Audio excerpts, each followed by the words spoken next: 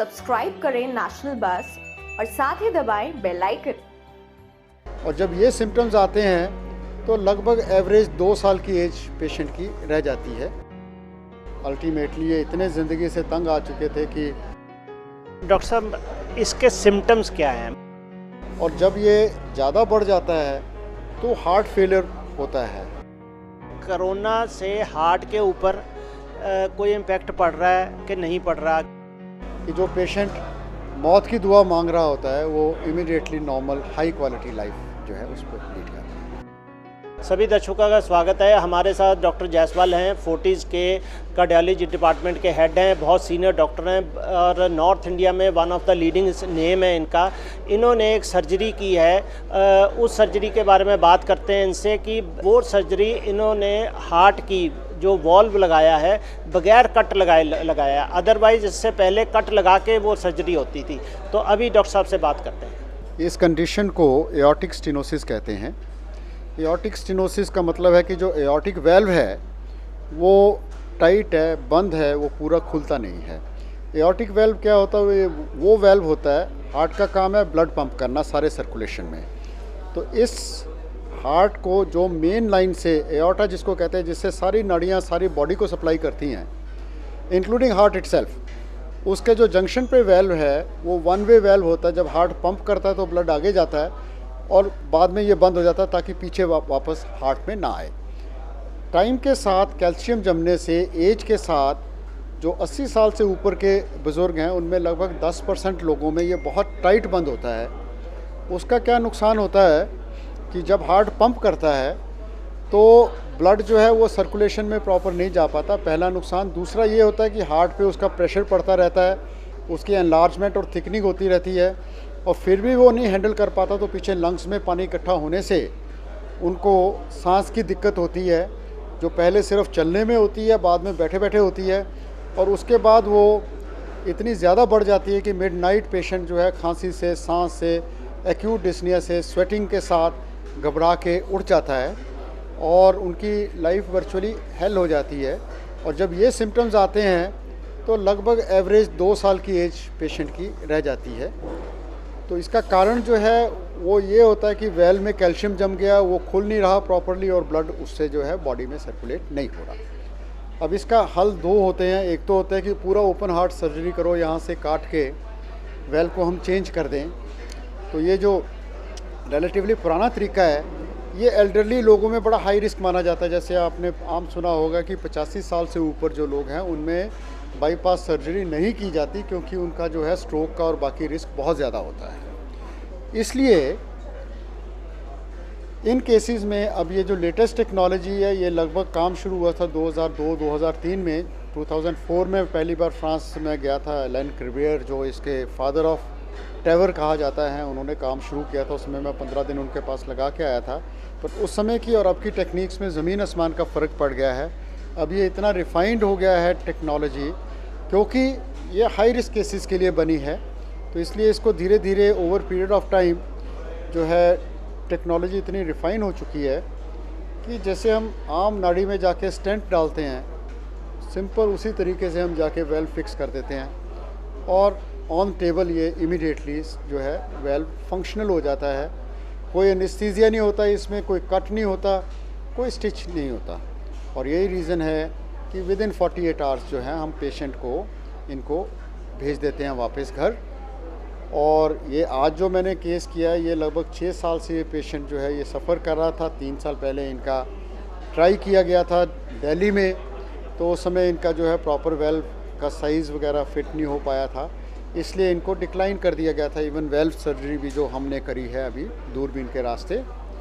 तो बट ये इतने तंग थे कि हर रोज़ तंग होते थे, एल्डरली थे, ये शिमला में रहते थे और अल्टीमेटली ये इतने ज़िंदगी से तंग आ चुके थे कि मुझे भी आके इन्होंने कहा कि आप हमें काइंडली आते छुट्टी कर दो, क्योंकि मैं ज़िंदगी से हार चुका हूँ। और उसके बाद आज आपने देखा होगा इनका वीडियो भी हमने प्रेजेंट किया कि कितने खुश और मुस्कुराहट में थे। और इनका हार्ट जो करने से पहले, वेल्व चेंज करने से पहले 25% काम कर रहा था, वो विद इन 3 डेज़ ऑफ टेवर या ट्रांस एओर्टिक वेल्व रिप्लेसमेंट वो 55% जो कि नॉर्मल रेंज में आता है, 50 to 60% नॉर्मल रेंज होता है, नॉर्मलाइज बिल्कुल हार्ट हो गया और उसमें से जो ब्लॉक वेल्व की आवाज़ें हैं वो भी सारी बंद हो गई और उसके बाद एग्जामिनेशन पे या कार्डियोग्राफर को पता भी नहीं चला कि इसके कभी ये दिक्कत थी। तो इतना ड्रामेटिक रिस्पांस इसमें आता है कि जो पेशेंट मौत की दुआ मांग रहा होता है वो immediately normal high quality life जो है उस पर लीड करता है।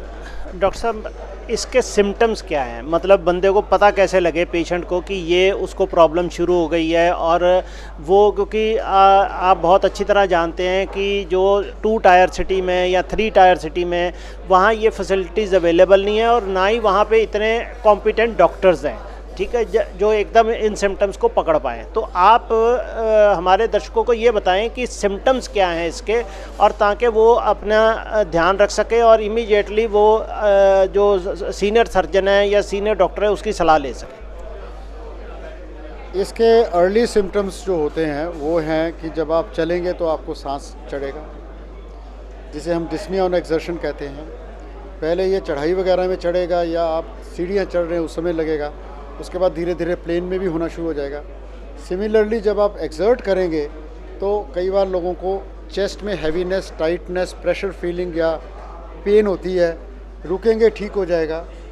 और जब थोड़ा और एडवांस हो जाता है उस समय सिनकपी होती है कि जब आप चल रहे हैं, चलते चलते आपको चक्कर आया, बेहोशी हुई, थोड़ा रुक गए, एकदम से ब्लड सर्कुलेशन ब्रेन को मिल गया, वो पेशेंट जो है स्टेबल हो गया। और जब ये ज़्यादा बढ़ जाता है तो हार्ट फेलियर होता है। हार्ट फेलियर क्या होता है कि आपके, जैसे मैंने पहले बताया, लंग्स में पानी इकट्ठा होता है, उसमें बैठे बैठे आप सांस और खांसी से तंग रहते हैं। ख़ास करके मिडनाइट आपको ये प्रॉब्लम होती है और ये लोग हमेशा घबरा के रात को उठ के बैठ जाते हैं और बैठे में थोड़ा सा इनको आराम मिलता है और जो 1-2 घंटे सोते हैं ये बैठे बैठे ही सोते हैं।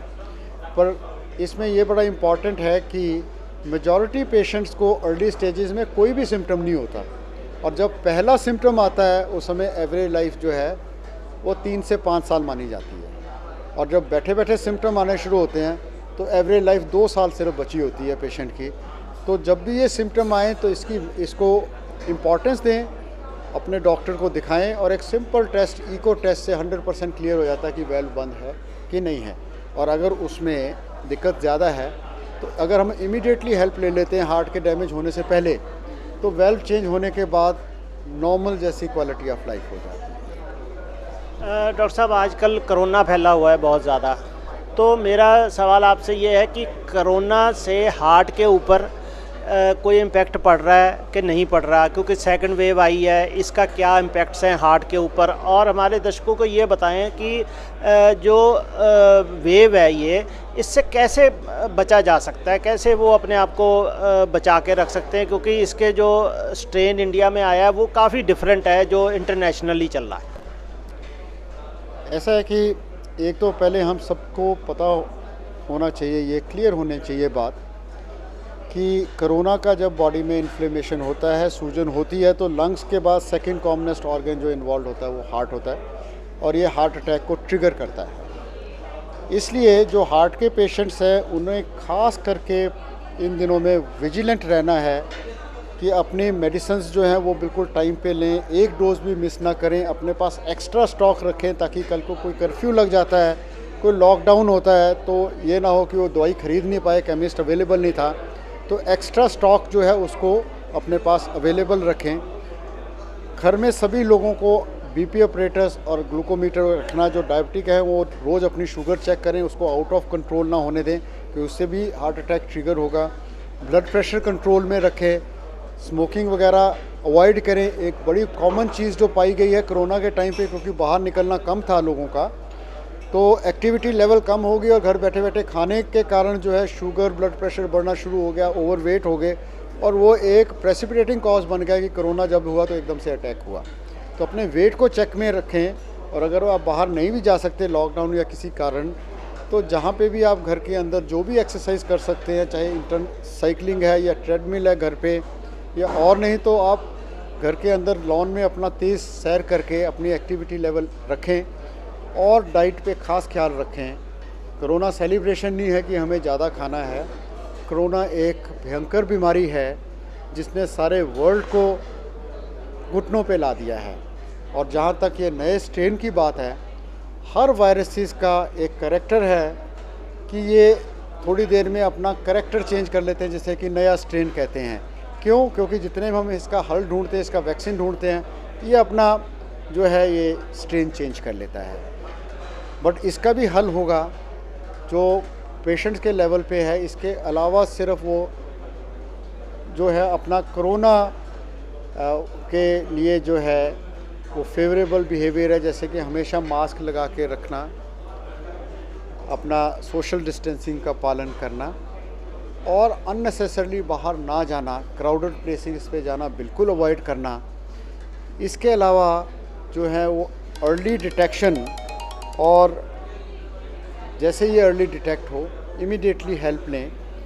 और हमारा ये एक्सपीरियंस रहा है पिछले साल 1.5 साल का, सारे वर्ल्ड को ही इतना सिर्फ एक्सपीरियंस है कोरोना से, कि जिन लोगों को भी टाइमली हेल्प मिली है उनको कुछ नहीं हुआ, और जो बहुत लेट हो जाते हैं वहाँ पे आके उनको लंग और हार्ट की और बाकी कॉम्प्लिकेशंस को कंट्रोल करना बहुत मुश्किल हो जाता है। जिस तरह डॉक्टर साहब ने बताया कि ये जो केसेस हैं बहुत कॉम्प्लिकेटेड केसेस होते हैं, और ये पिछले कुछ सालों में फोर्टीज़ ने बहुत बढ़िया तरीके हैंडल किए हैं और बगैर कट लगाए सर्जरी की है।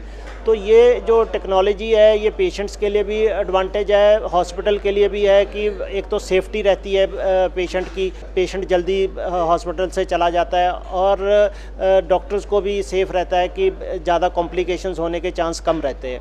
दूसरा, जिस तरह डॉक्टर साहब ने बताया कि जो कोरोना है सिर्फ लंग्स नहीं इफ़ेक्ट करता, हार्ट भी बहुत बुरी तरह से इफ़ेक्ट करता है। तो इसलिए कोरोना से बचें, और जो डॉक्टर साहब ने बताया वो आप उन चीज़ों का ध्यान रखें।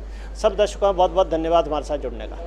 नेशनल बज़ पर लेटेस्ट न्यूज और एंटरटेनमेंट वीडियोस देखने के लिए सब्सक्राइब करें, लाइक करें, कमेंट करें और शेयर करें। Thanks for watching.